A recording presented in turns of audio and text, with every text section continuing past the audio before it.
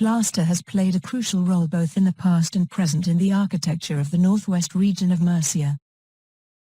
Among the various techniques that employ plaster, plaster to soap, stands out a traditional method of exterior cladding characterized by its smooth and glossy finish that imitates marble, used in the architecture of the northwest area of Murcia. To understand the plaster to soap technique, we will analyze its construction characteristics and current state of conservation, conduct a bibliographic and historical review, and document examples of its application in northwest Murcia.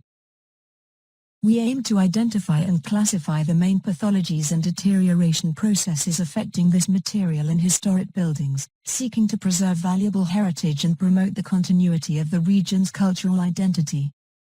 In summary, plaster to soap is not just a construction technique but a tangible manifestation of Murcia's cultural and architectural richness.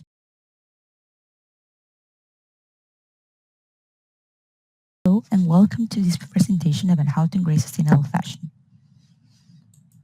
Sustainable fashion promotes clothing and textiles produced in an environmental and socially responsible way. It aims to decrease the social and environmental impact of the fast fashion industry. There are some challenges within the industry, such as environmental impact, ethical concerns, and rapid trends. In order to tackle these problems, there are sustainable fashion initiatives, such as sustainable fabrics, state-driven solutions, consumer awareness choices, educating consumers, and changing trends. In order to tackle this, the industries need to work together in order to tackle this problem and decrease the social and environmental impact of the fast fashion industry. The future of the fast fashion industry is to promote sustainable fashion without working trends and promoting global impact. Thank you for watching this video and do not hesitate to reach me out for any questions.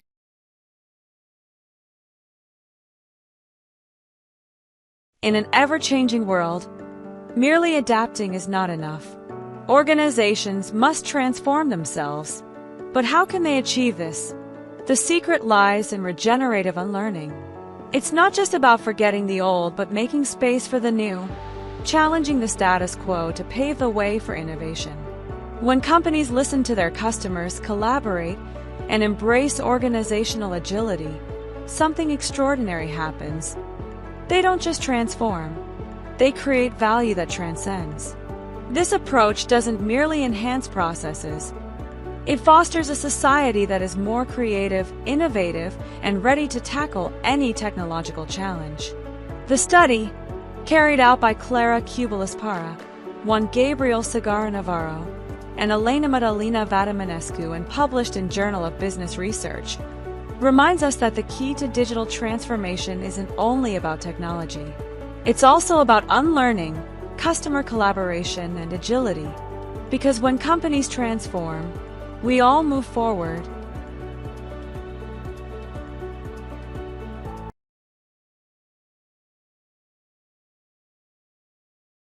Hello, my name is Gosia, and I present the work of use the methodology of ecosystem assessment services with numerical modeling.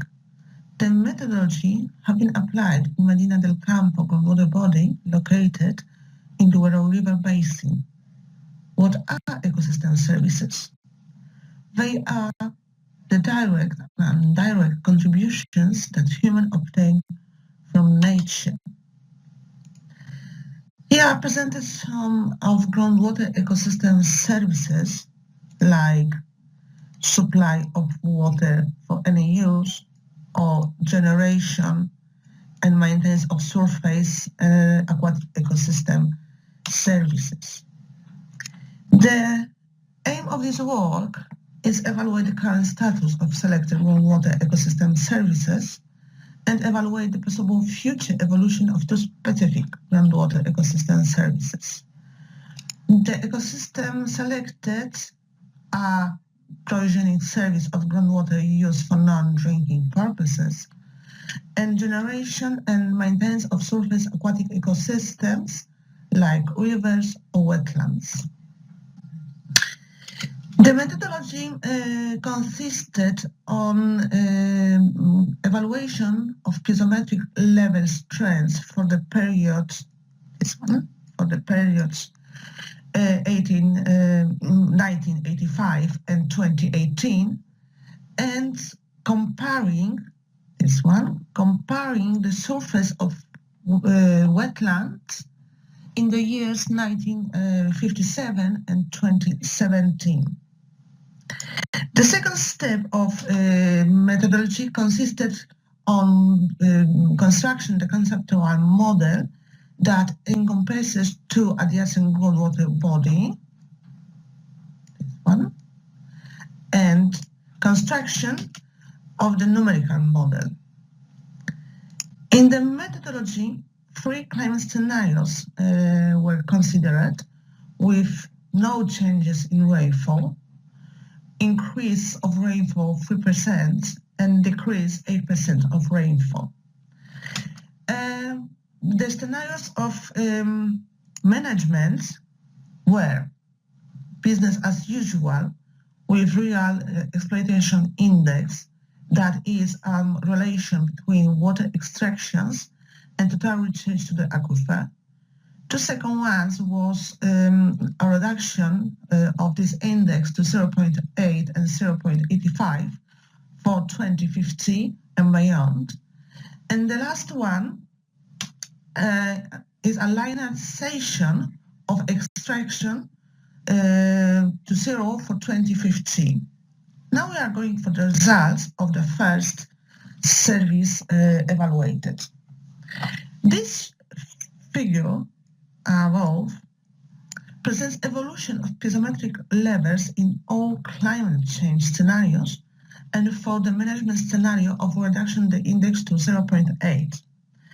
This figure shows the evolution of levels in all management scenarios and climate scenario with no changes in rainfall. It can be observed that the impact of management scenario is more significant on piezometric levels evolution than the climate ones. In the second service evaluated, given to small impact of climate scenarios, the assessment of the flooded surface area evolution relies just on the effect of groundwater management with no climate changes.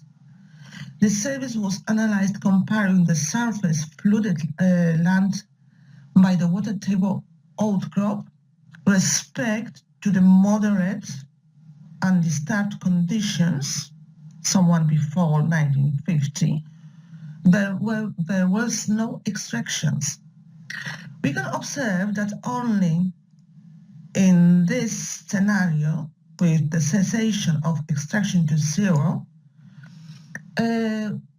would produce a significant recovery of the flooded area, reaching 30% of the undisturbed conditions in year 2050 and 84 by year 2050.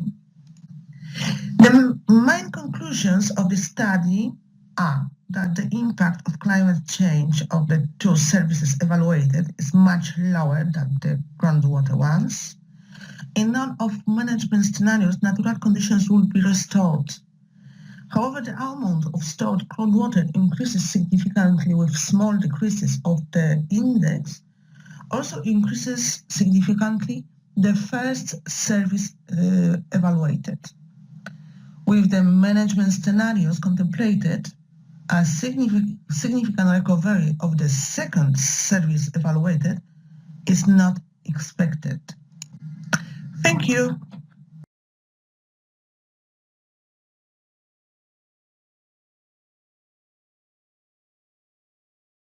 Defensive routines are actions that people carry out to avoid situations that may be perceived as a threat to them or their relevant groups, resulting in a concealment and elimination of knowledge.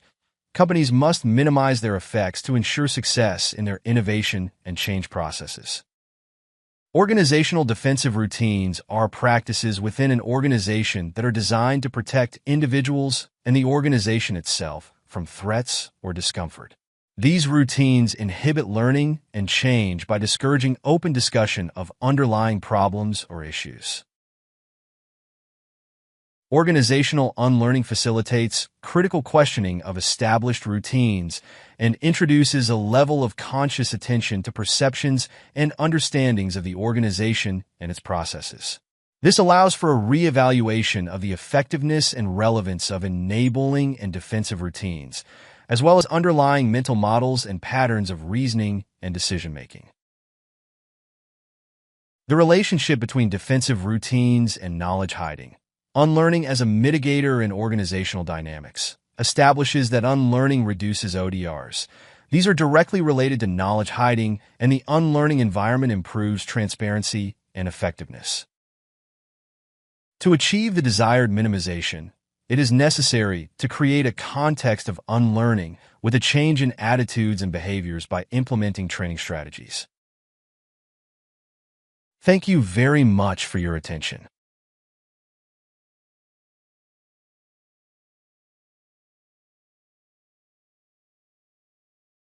Este artículo, denominado Educación en Medios y Competencia Mediática en la Educación Secundaria en España, ha sido publicado en la revista Iconoclast.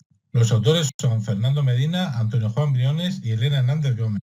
La educación en medios se considera el elemento primordial para alcanzar un alto grado de alfabetización mediática en los alumnos adolescentes de la nueva sociedad digital emergente. La educación en medios ofrece a los estudiantes las herramientas necesarias para fortalecer sus principios y valores a la hora de consumir contenidos digitales y mediáticos de manera responsable. A través de una profunda revisión bibliográfica se estudia la educación en medios y el nivel de integración de la competencia mediática en la educación secundaria.